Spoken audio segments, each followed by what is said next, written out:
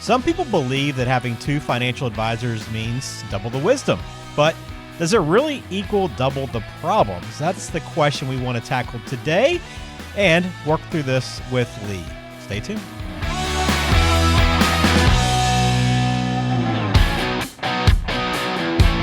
Welcome to the My Retirement Clarity Podcast, where our goal is simple, to help you close the gap between what you know and what you implement. The team at Perkins Wealth Management does this by helping good people make great decisions so they can enjoy an amazing retirement. And now, here's your host and financial advisor, Lee Perkins.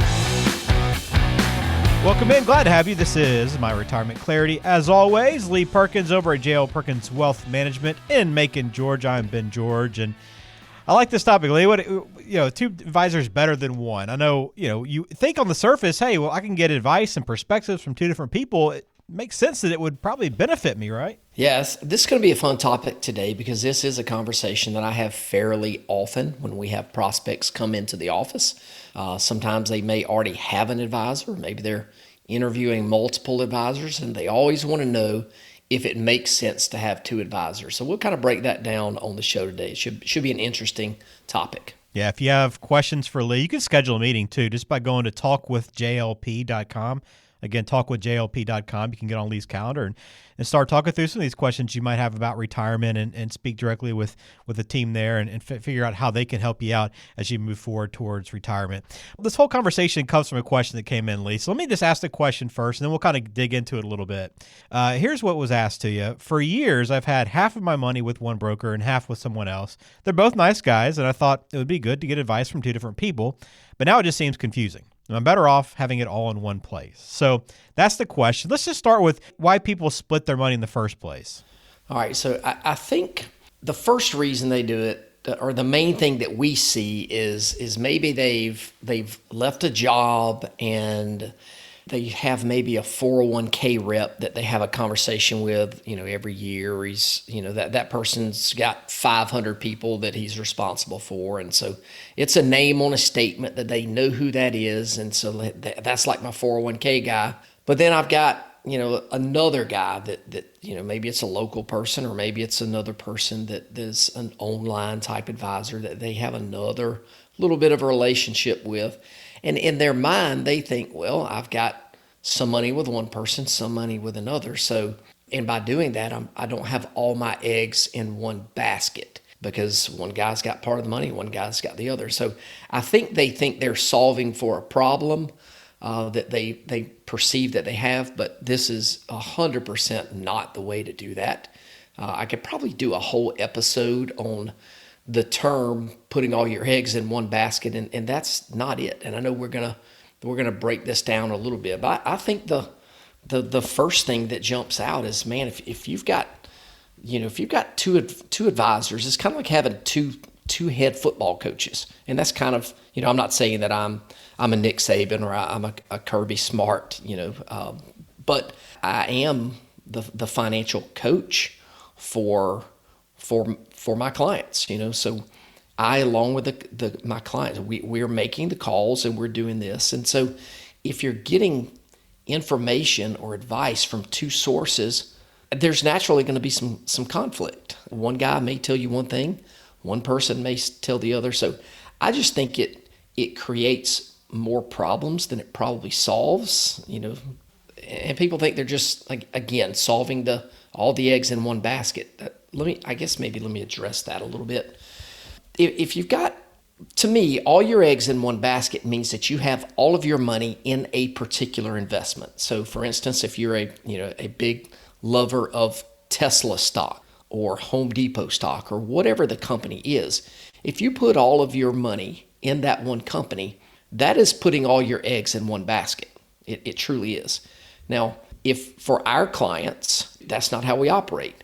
We have eggs in multiple baskets because I use the financial house. So we've got money in all of the levels of the financial house, meaning conservative, kind of middle of the road or balanced. And then we have growth or aggressive funds. And so funds are spread out amongst multiple baskets. And so those eggs are not in the one basket. So if I've got part of your money, you have another advisor that has a part of your money, the conflicts that can be created because of returns. And early on in my career, I probably took some clients that wanted to, quote, try me out. So I remember, for instance, I had somebody that had $1 million and they wanted to try me out with $50,000.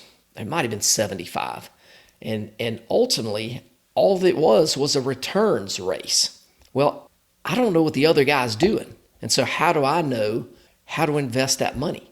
And if the only thing that we're measured by is returns, well, I'm going to put you in something that's really aggressive. That might not be best for you. But if I'm trying to win a returns race, that's what has to happen. So I think the mistake there is getting the two different strategies, two different advisors, two different voices. You wouldn't have two Kirby Smarts on the sideline.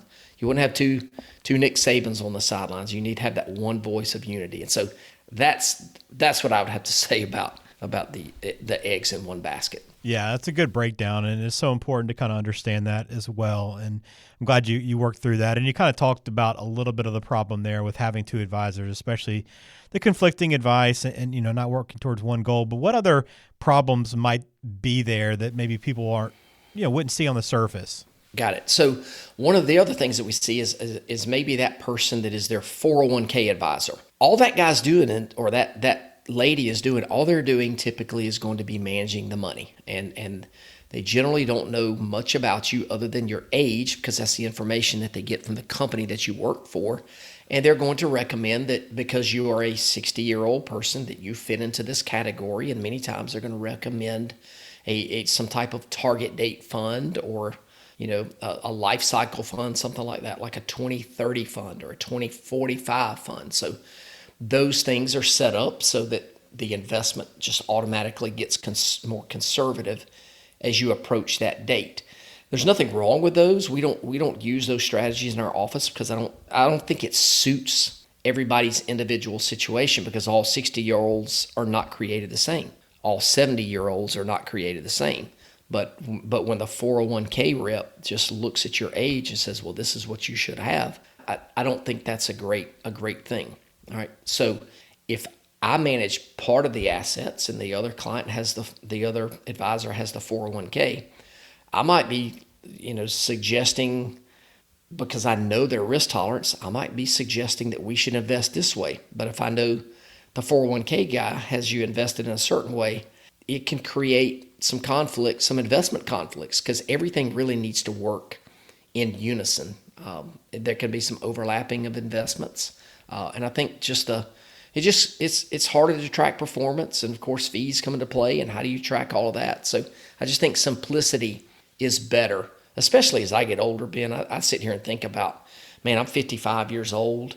I want my life to get easier when I get older, and I don't want to be, 65 years old or 62 years old and have a Social Security question and I'm getting advice from two different people, because the generic advice from the one person might say, hey, well, let's just delay it as long as you can so you can get more money. Well, that person may not know your whole situation, and it might not be the best advice. Hey folks, Lee Perkins here. I wanted to tell you about our brand new book called Next Phase: How to Retire in a Year or Less Without Regrets. It's all about helping you prepare for the next phase of your life, whatever that looks like for you. So, if you're ready to make the most of your next phase, or if you're already retired and aren't sure you're doing all you can to get the most out of your retirement, then you'll want a copy of this book. All you have to do is text Next Phase to 478-475-2050, and we'll send you a copy right away. You can also access additional resources and register for one of our upcoming workshops at our website, www.myretirementclarity.com. Thanks for listening. Now back to the show. I got to play a little bit of devil's advocate here, though. So for the, just to answer the question here in its entirety, is there any situation you could think of where, okay, maybe it does make a little sense to have multiple advisors? Yeah. Okay.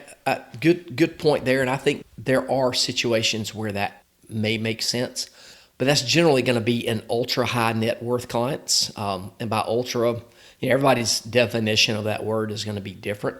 To me, somebody's ultra high net worth is probably $50 million or more. And that's where you probably need to work with an office that has an in-house tax attorney, maybe an estate planning person that's on their payroll, or maybe Also somebody that, maybe an in-house tax attorney, all those kind of things, just general bookkeeping, and then maybe an investment wing of it, because there's lots of complexity when you get to that asset levels, and it's not just money. There's other things that have to come into play with properties and things like that. And so, I think that's where you might have multiple people helping you out. And if there are multiple advisors within the same firm, I think that's great. We actually met with somebody probably 2 years ago. They didn't have $50 million, but they were a larger net worth person, and they were from out of state, and they wound up going with a firm. They chose a firm over our firm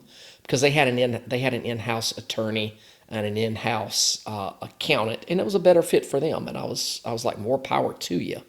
And so even though they're not multiple advisors, they still have one person that's in charge. There's just multiple people giving advice to that. Now, in our office, we don't have an attorney here in staff, but I have a couple of attorneys that we regularly refer people to. I don't just use one, because I don't want people to think that I'm getting some kind of kickback from an attorney or CPA that we may recommend.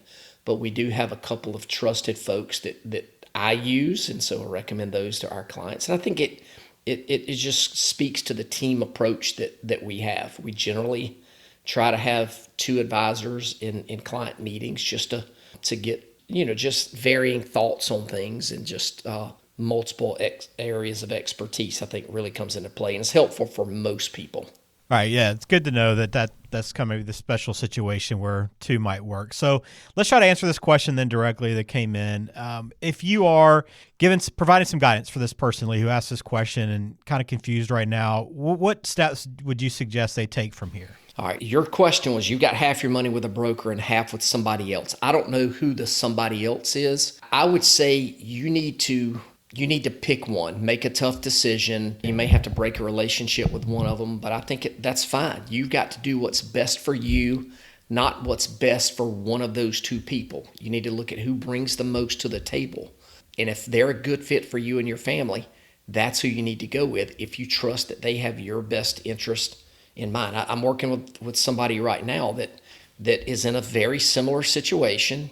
They have 2 other advisors. I wouldn't say that they're advisors. They have money in 2 other places, and they're not getting tons of help from each. And now, so I'm the 3rd person coming in, and they have to determine if I bring more value to the table than the places that have the other 2 accounts, and they'll make that decision. And ultimately, it's going to be a decision that they're going to determine is best for them and their family. So, and I think that's what this listener needs to do, is just figure out who brings the most value. I would also, if you're married, you didn't reference that in the question, make sure that your spouse is fully on board with who that is, because once the first one goes away, the second one needs to know who they're dealing with, and you don't want the first time that you meet that person to be 2 weeks after you've passed away. Yeah, definitely. Well, good breakdown, Lee, and a great question. I know this is something that a lot of people think about and wonder what's going to be best for them, and hopefully this gives you a little bit of guidance there. But as always, encourage you to reach out to JL Perkins Wealth Management and sit down with them. Have a conversation. You can do that by going to talkwithjlp.com. And this is a great chance to kind of get to know what you guys do and the process that you put in place for people, and really start answering some of these questions they have. Absolutely. And I don't know if we've done it here on this show before. We do it on all the episodes. I think a good place to start, it's been helpful for the people that are kind of looking at our firm. We wrote a small book. It's just called Next Phase, How to Retire in a Year or Less Without Regrets. We're actually about to revamp that book for some other purposes, but it's a very easy read that gives somebody a very good overview, high level of the things that you need to be thinking about before you make the decision to retire, or maybe even before you make the decision to hire a financial advisor. And you get a copy of that just by shooting us a text at 478-475-2050 and put in the word Next Phase, and then you'll get a message back, and just put in your contact information, a good email address, and we'll send you a copy of that. It's a great place to start. Yeah, just text Next Phase to 478-475-2050. 2050. Well, I'll leave everyone with this quote, Lee, as we close it out. And this is actually from an unknown source, so who knows who said this. But retirement is what you do between doctor appointments. Is it that crazy, Lee? Is it that true? I think for some people it is. When I go to my parents' house, they're both retired. Mom just turned 78. Dad's going to be 80. Their calendar, which used to be filled with my kids and my brother's kids' events, school events, sporting events, it now has doctor's appointments almost every single day. And they literally have to keep a calendar on their refrigerator that tells us that, when they're doing all those kind of things. And my mom called me, a week ago or so and said my doctor's appointment to Emory went well. And I was like, I didn't even know about that. So I kind of felt bad. But then I'm thinking, she goes to the doctor several times. They go to the doctor several times every 2 weeks. So I can't keep up with all of them because we're starting to have our own doctor's appointments too. Yeah, no doubt. Well, we appreciate you listening to My Retirement Clarity. Hopefully you got a little value out of this episode. If you did, please subscribe. We'll have another episode coming soon. Lee, have a good week. You too. Take care.